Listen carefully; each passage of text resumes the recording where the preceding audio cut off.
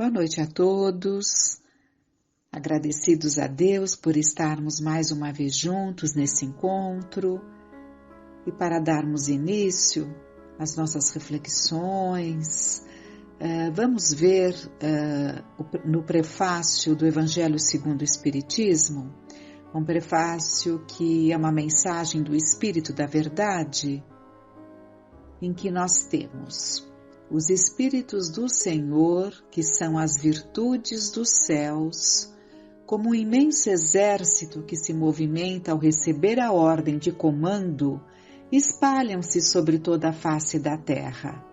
Semelhante a estrelas cadentes, vêm iluminar o caminho e abrir os olhos aos cegos. Eu vos digo em verdade que são chegados os tempos em que todas as coisas devem ser restabelecidas no seu verdadeiro sentido, para dissipar as trevas, confundir os orgulhosos e glorificar os justos.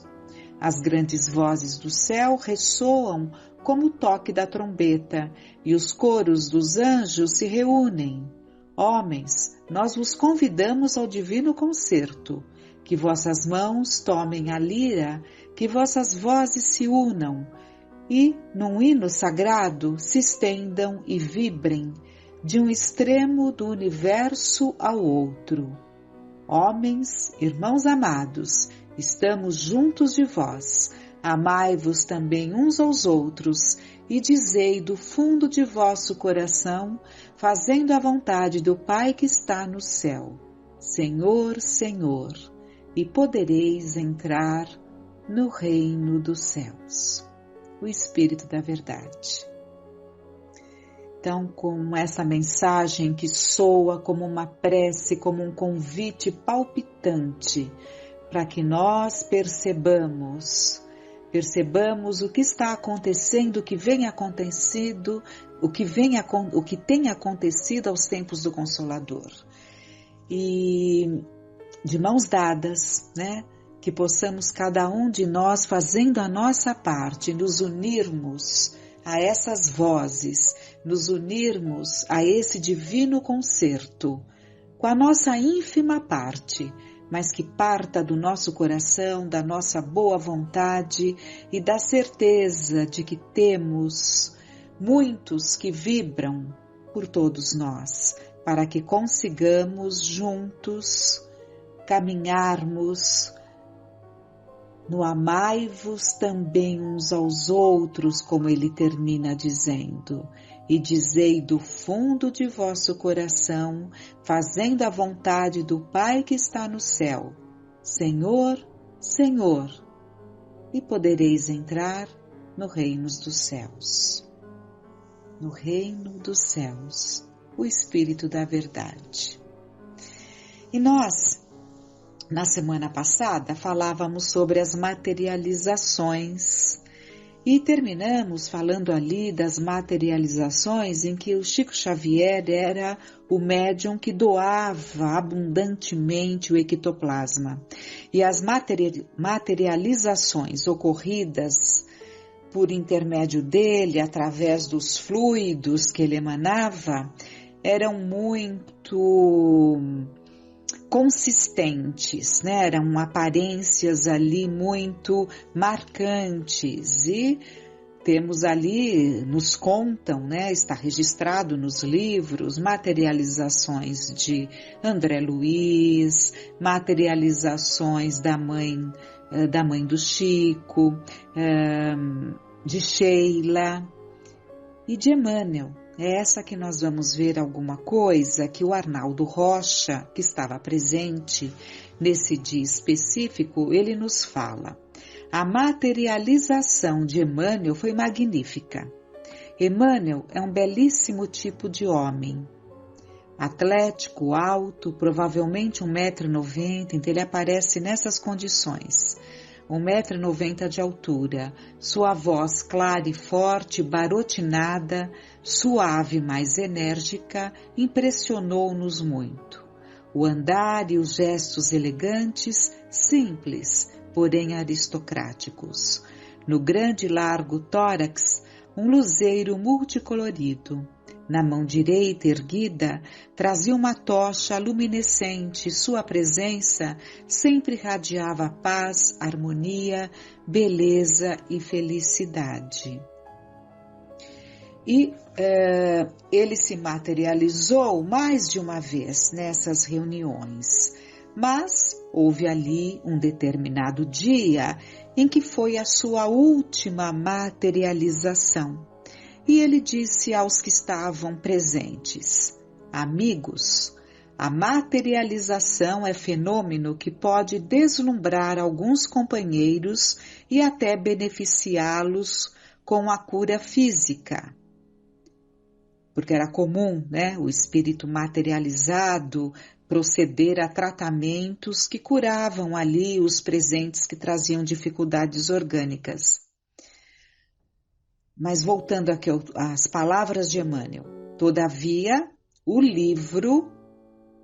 os livros, a maior prioridade é a chuva que fertiliza lavouras imensas. Então ele diz, todavia o livro é a chuva que fertiliza lavouras imensas, alcançando milhões de almas. Roga aos amigos a suspensão a partir deste momento destas reuniões. E a partir daquele dia, Chico, a disciplina em pessoa, nunca mais as realizou. Servindo-se de sua faculdade mediúnica de efeitos físicos. O livro, no entanto, como chuva abençoada, continua fertilizando a lavoura do coração humano, trazendo paz, reconforto e esclarecimento a milhões de criaturas. Então, o Chico obedece essa orientação e a partir desse dia ele canaliza o seu potencial para as psicografias, que era realmente a tarefa principal para a qual ele veio, né, na sua missão. O que não o impediu de continuar ali assistindo enquanto aconteceram algumas outras sessões de materialização.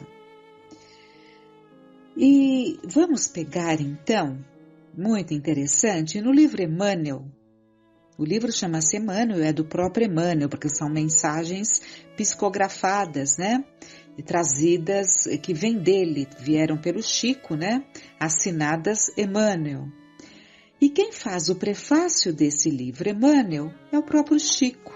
E é uma situação não muito comum, né? Não é comum nós vermos ali um prefácio do próprio Chico. Normalmente o prefácio é de Emmanuel, normalmente é de Emmanuel e depois vem ali, por exemplo, de André Luiz, quando o livro é de André Luiz.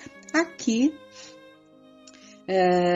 são dois prefácios, um assinado pelo Chico e outro por Emmanuel. Nós vamos ver o do Chico. Então o Chico coloca, explicando. Lembro-me de que em 1931, numa de nossas reuniões habituais, vi a meu lado pela primeira vez o bondoso espírito Emmanuel. Eu psicografava naquela época as produções do primeiro livro mediúnico recebido através de minhas humildes faculdades e experimentava os sintomas de grave moléstia dos olhos. Via-lhe os traços fisionômicos de homem idoso, sentindo minha alma envolvida na suavidade de sua presença. Mas o que mais me impressionava era que a generosa entidade se fazia visível para mim dentro de reflexos luminosos que tinham a forma de uma cruz. Às minhas perguntas naturais, respondeu o bondoso guia. Descansa. Quando te sentires mais forte, pretendo colaborar igualmente na difusão da filosofia espiritualista. Tenho seguido sempre os teus passos e só hoje me vês. Na tua existência de agora,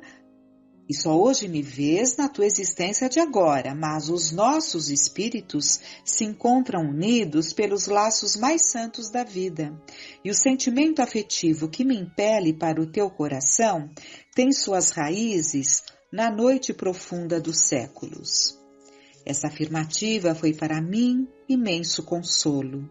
E desde essa época, sinto constantemente a presença deste amigo invisível que, dirigindo as minhas atividades mediúnicas, está sempre ao nosso lado em todas as horas difíceis, ajudando-nos a raciocinar melhor no caminho da existência terrestre. A sua promessa de colaborar na difusão da consoladora doutrina dos Espíritos tem sido cumprida integralmente. Desde 1933, Emmanuel tem produzido, por meu intermédio, as mais variadas páginas sobre os mais variados assuntos. Solicitado por confrades nossos para se pronunciar sobre esta ou aquela questão, noto-lhe sempre o mais alto grau de tolerância, afabilidade e doçura, tratando sempre todos os problemas com o máximo respeito pela liberdade e pelas ideias dos outros. Convidado a identificar-se, várias vezes esquivou-se delicadamente, alegando razões particulares e respeitáveis, afirmando, porém, ter sido, na sua última passagem pelo planeta, padre católico desencarnado no Brasil.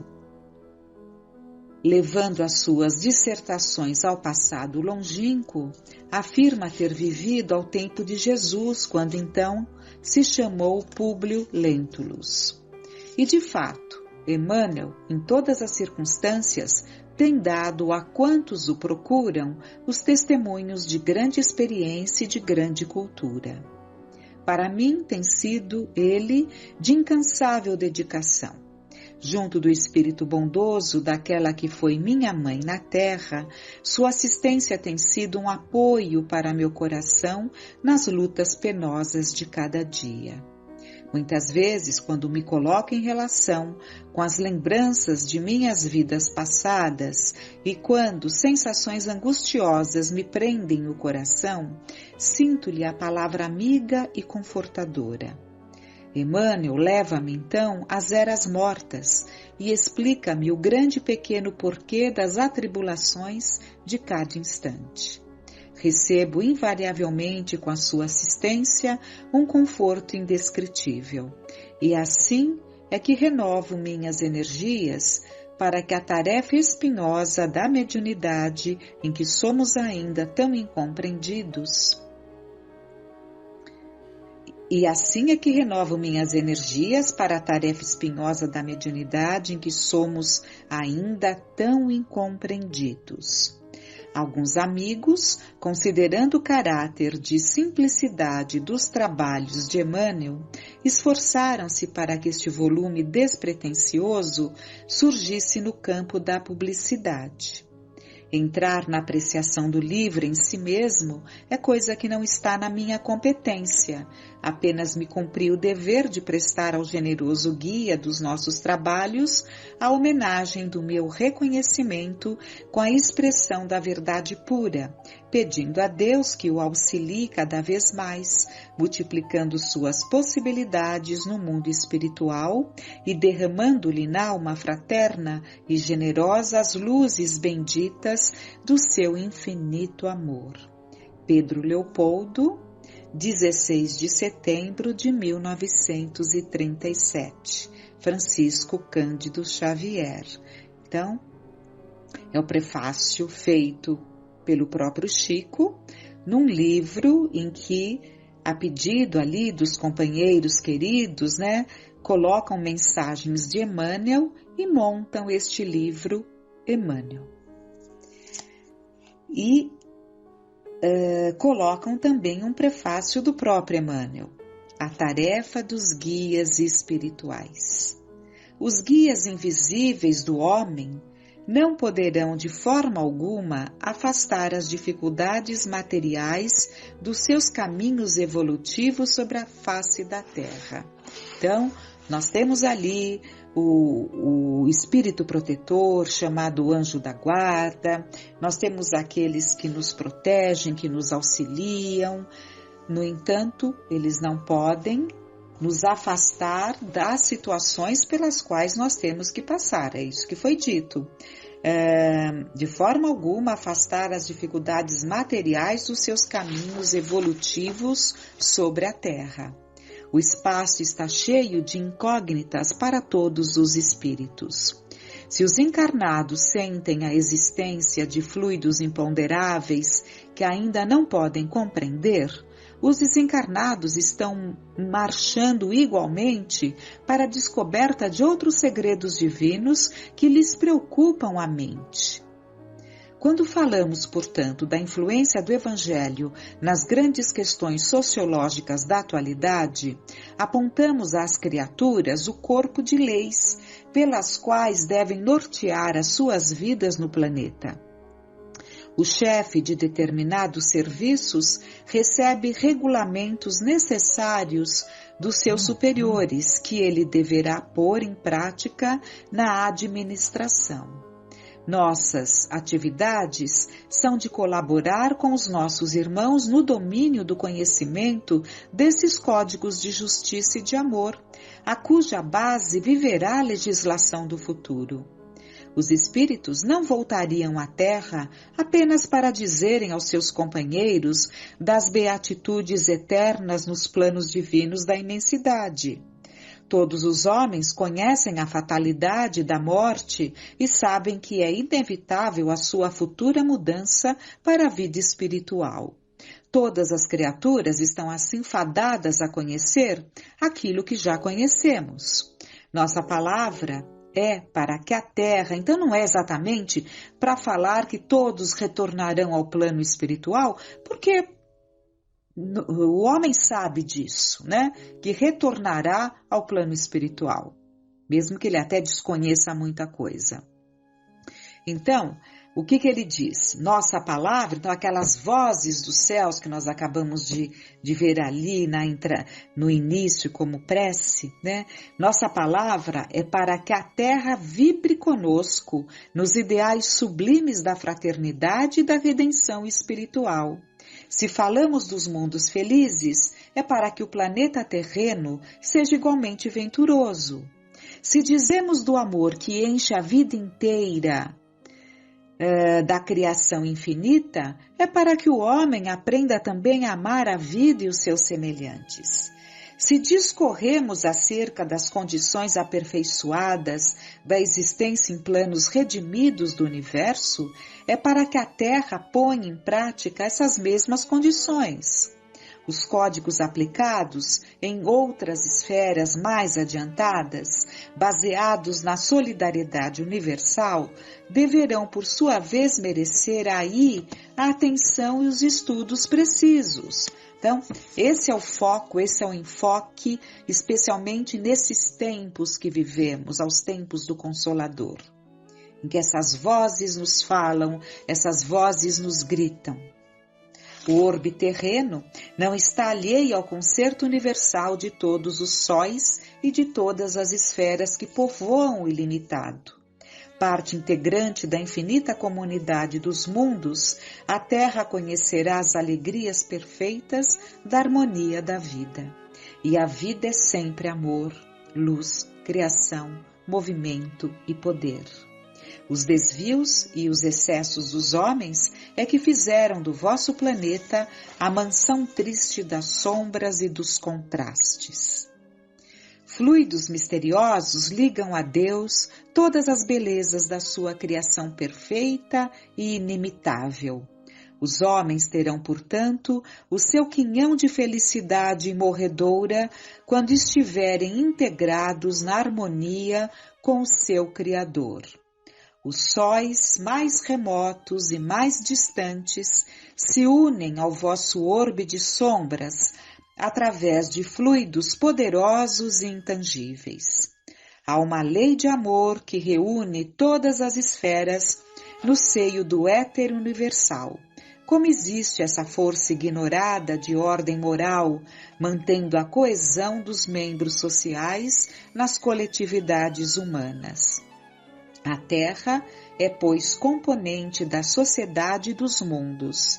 assim como Marte ou Saturno já atingiram um estado mais avançado em conhecimentos, melhorando as condições de suas coletividades, o vosso orbe tem igualmente o dever de melhorar-se, avançando pelo aperfeiçoamento das suas leis para um estágio superior no quadro universal. Os homens, portanto, não devem permanecer embevecidos diante das nossas descrições. O essencial é meter mãos à obra, aperfeiçoando cada qual o seu próprio coração primeiramente, afinando-o com a lição de humildade e de amor do Evangelho, transformando em seguida os seus lares, as suas cidades e os seus países, a fim de que tudo na terra respire a mesma felicidade e a mesma beleza dos orbes elevados, conforme as nossas narrativas do infinito. Emmanuel. Com essas palavras, com esses ensinamentos profundos de Emmanuel, agradeçamos a Deus, que tenhamos uma noite de paz.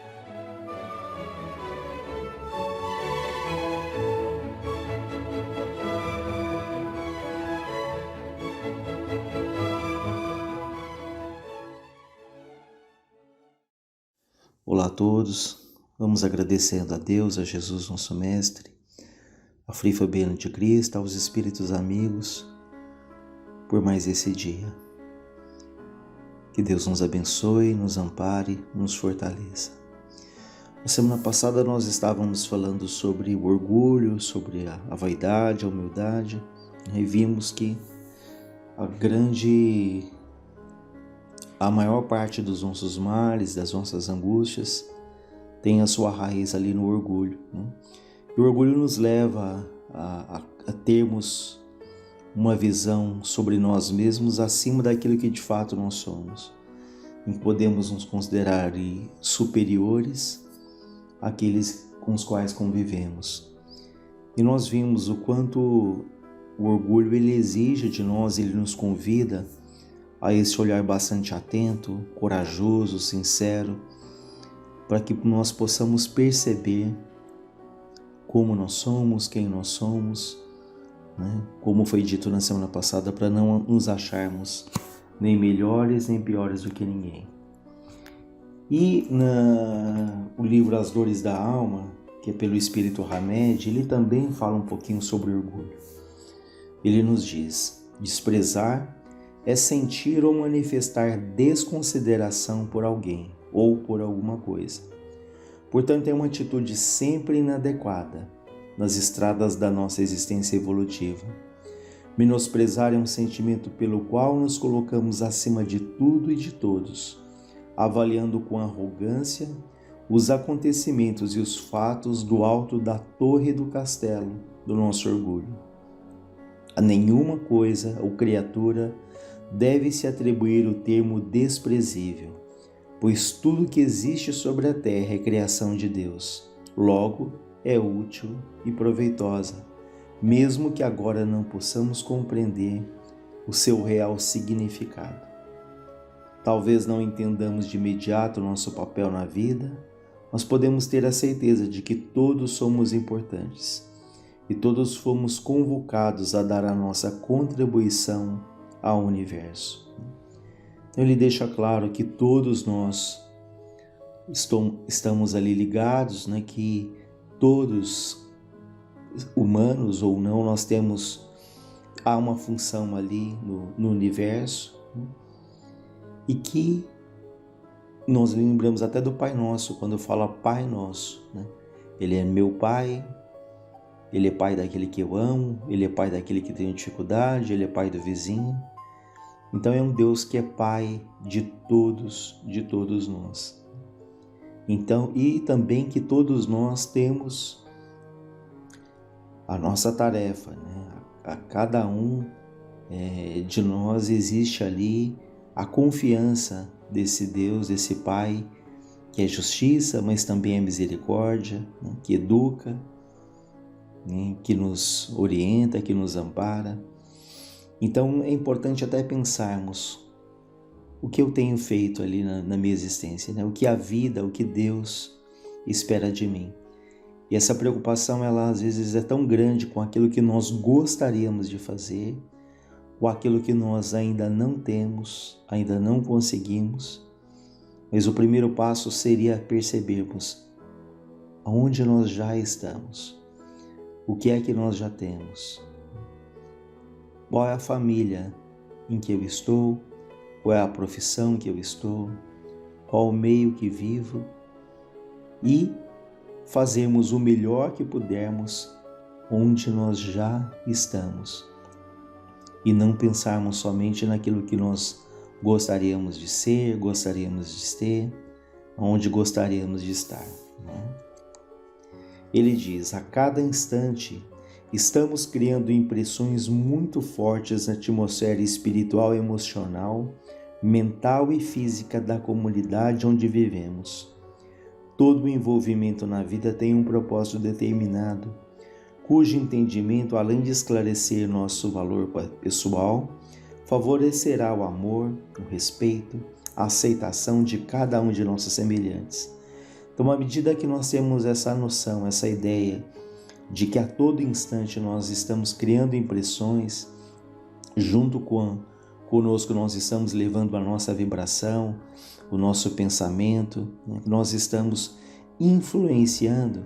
Se temos essa noção, isso também nos mostra ali a responsabilidade que isso gera, mas igualmente o que podemos fazer ali de bom. Então, às vezes, um gesto, por menor que seja, um telefonema, ouvir alguém, ou mesmo silêncio, isso pode ser extremamente importante para alguém que naquele momento precisa desse momento de atenção.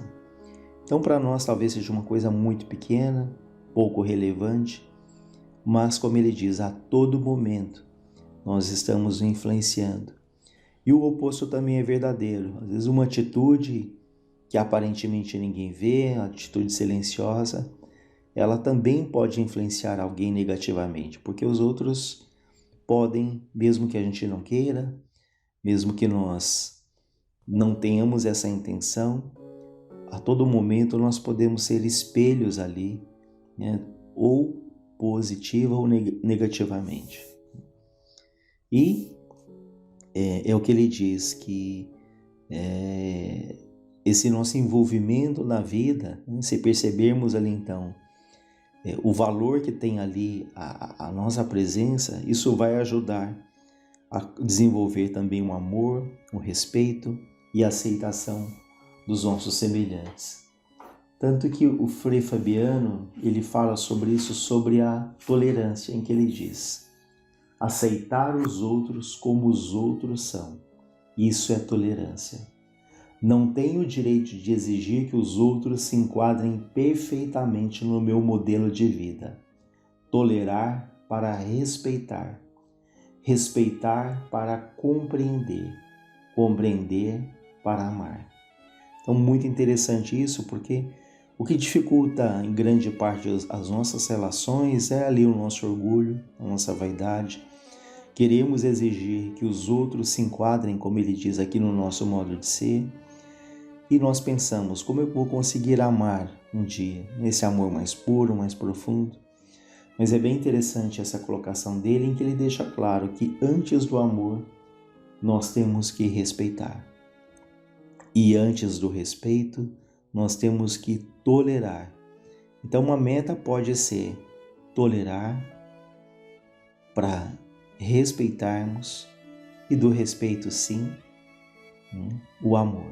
Então, ele diz: tolerar para respeitar, respeitar para compreender, compreender para amar. O livro ainda nos diz, apesar de sermos únicos, todos somos criados para contribuir coletivamente no mundo e para usar as possibilidades da nossa singularidade.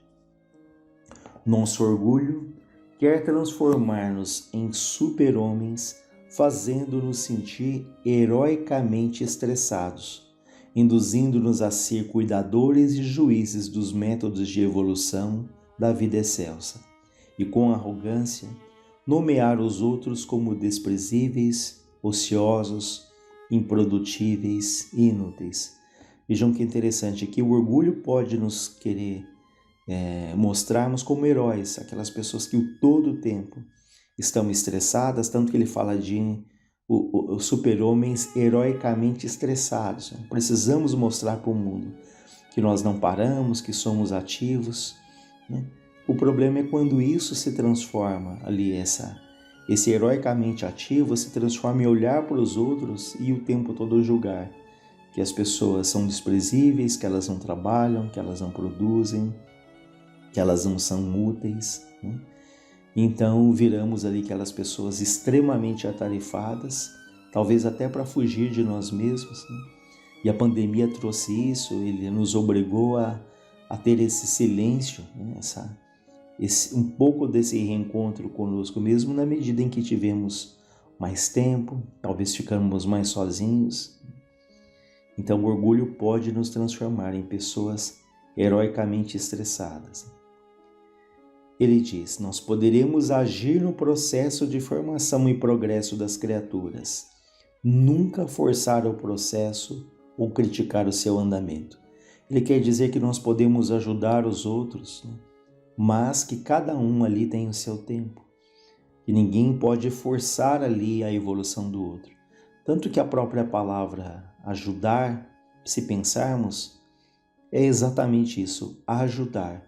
Ajudar não significa resolver, não significa determinar, né?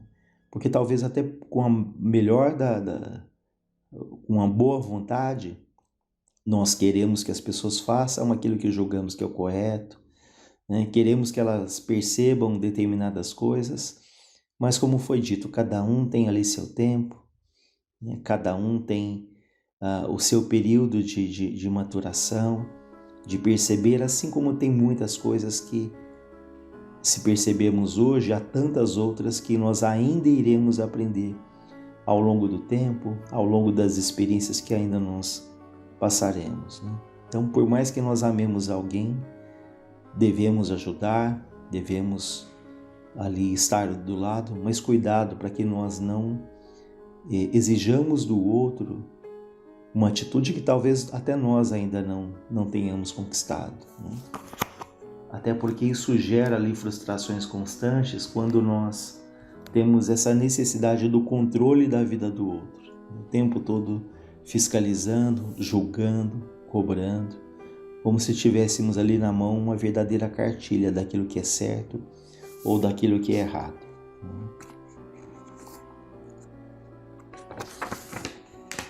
Ele ainda diz: para ser bom mestre, não é preciso fazer seguidores ou discípulo, nem mesmo possuir cortejos ou comitivas, mas simplesmente fazer com que cada ser descubra em si mesmo o seu próprio guia. Não devemos ditar nossas regras aos indivíduos, mas fazer com que eles tomem consciência de seus valores internos, senso, emoções, sentimentos, e que passem a usá-los sempre que necessário. Essa é a função dos que querem ajudar ao progresso espiritual dos outros. Então, mais uma vez, ele reforça que a melhor maneira de nós ajudarmos alguém é permitir, estimular que essa pessoa, ela se ajude, né? Que ela descubra ali os seus valores, os seus recursos, né? Que com o tempo, como diz Paulo, nós possamos ser os médicos de nós mesmos, né? Até que um dia a gente fale também como ele, né? Que já não sou eu que vivo em Cristo, mas o Cristo que vive em mim. Então, a melhor maneira de ajudarmos alguém é despertarmos no outro ali, para que ele procure se ajudar, para que ele procure se fortalecer. Se não agimos como aqueles pais que, seja na infância, seja na adolescência, seja até na vida adulta, eles querem super proteger os filhos, fazem a lição pelos filhos, fazem tudo, evitam qualquer dissabor ali dos filhos, qualquer decepção. E com isso esses filhos não crescem, não ficam emocionalmente imaturos, ficam na infância, né, emocional. Então nós devemos ajudar, mas acima de tudo, estimular para que cada um perceba o valor que tem, né, que perceba naturalmente, como foi dito antes, as dificuldades, o orgulho, a vaidade, mas que também haja ali o estímulo para que cada um se sinta ali filho de Deus, merecedor de respeito, de amparo, e que ele possa ali despertar as potencialidades, né, que todos nós trazemos ali dentro de nós. E ele fala, né, uma vez mais, dos orgulhosos, que eles se utilizam de um ímpeto e interesse por tudo aquilo que se convencionou chamar de certo ou errado, porque isso lhes proporciona uma fictícia cartilha do bem em que, ao manuseá-la, possam encontrar os instrumentos para manipular e dominar, e assim se sintam ocupados numa posição de inquestionável autoridade. Quase sempre se autodenominam bem-intencionados. Então veja, nós podemos até nos denominar, mas eu tenho uma melhor das intenções, mas sempre pensarmos, essa atitude em relação ao outro, eu de fato quero o bem do outro ou eu quero o meu bem? Eu quero que ele cresça ou quero que ele faça aquilo que eu desejo? Então é sempre nos perguntarmos qual é a minha intenção ali atrás daquela atitude. Ele diz, né? O ser amadurecido, ele tem a habilidade de perceber os processos pelos quais a evolução age em nós. Portanto, ele não controla, mas ele coopera com amor, com a liberdade das leis naturais. Nenhuma pessoa pode realizar a tarefa de outra. As experiências pelos quais passamos em nossa jornada terrena são todas aquelas que mais necessitamos realizar para o nosso aprimoramento espiritual. Então, da mesma maneira que ninguém pode fazer aquilo que nos cabe, que é a nossa necessidade de aprendizado, de paciência, até de frustração, para que nós possamos insistir, possamos valorizar. Da mesma maneira que ninguém faz aquilo que nos cabe, nós também não podemos fazer ali a tarefa do outro. Então ele diz que o ser amadurecido, ele vai entender isso e ele vai respeitar então o tempo do outro e que o outro, no momento adequado, irá fazer aquilo que será bom para a própria evolução dele. Ele diz, nunca amadureceremos se deixarmos os outros pensarem por nós e determinarem as nossas escolhas. Então, se não devemos e não podemos fazer aquilo que cabe aos outros, igualmente nós vamos ter que, ao longo da vida, ir desenvolvendo as nossas escolhas, né? Ainda que, claro, correndo o risco de errar, que isso faz parte do nosso aprendizado, mas é importante fazermos as nossas escolhas. E até nisso o orgulho pode nos prejudicar, na medida em que nós temos medo de errar, que nós não queremos o erro, né? Que não queremos ali o fracasso, e atrás disso pode ter um orgulho muito grande, porque aquele que é humilde, ele tem ali a sua boa intenção e ele não tem esse medo, né? Então, aprendamos ali a tomar as decisões, a escolher os caminhos, sempre pedindo a Deus, aos espíritos amigos, ao nosso Espírito protetor que nos intua, para que possamos ali fazer as melhores escolhas, né? Nós vamos encerrando, e como o texto é bastante longo, nós somos aqui e ali pensando em alguns pontos que nós julgamos que seria interessante para essa reflexão, né? Então vamos encerrando uma vez mais, sempre gratos ao Criador da vida, a Deus nosso Pai, a Jesus nosso Mestre. Que Deus nos fortaleça, ampare a todas as famílias, a todos os lares da terra, ampare ao nosso lar, ampare a todos os que sofrem do corpo e da alma. Que luz se faça na terra, que luz se faça em nossa família, que luz se faça em todas as famílias, que luz se faça dentro de cada um de nós. Graças a Deus, graças a Jesus.